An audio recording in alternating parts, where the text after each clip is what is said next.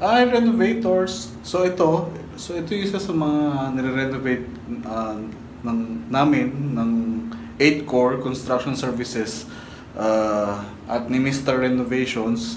So ito yung sa CR, inuuna namin. So, yan, nag-chipping kami. Yan. So mostly, ako marirecommend ko. So, ang gagawin na namin dito kasi is total installation na ng tiles at the same time ng cabinet. So ako ang suggest ko pag magpapa-renovate kayo ng mga CR, hangga't maaari is yung pinaka-tiles niya is hanggang ceiling. Kumbaga, mas maganda talaga kung covered ang CR. Kaya ako naman sinasabi na maganda yung tiles is kasi mostly in time, ang possible yung paints nito, ang wall paints nito pag nasa CR, magmo-moist, lolobo. So yun. So hangga't maaari is i-full type nyo ang tiles nyo mula dito, mula mid hanggang sa dulo.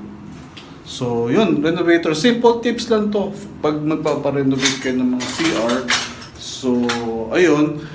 At the same time, mas maganda rin, ito kasi wala itong CR, itong re-renovate namin is, wala siyang shower enclosure.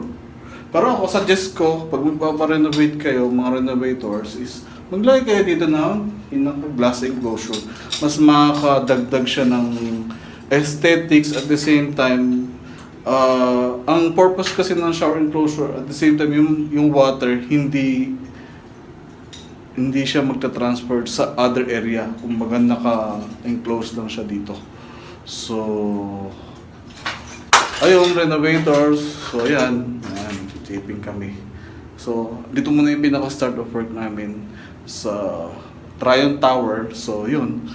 So, hopefully is pag natapos to, is isi-send ko ulit sa page ko at YouTube yung itong renovations namin. Bye, renovators!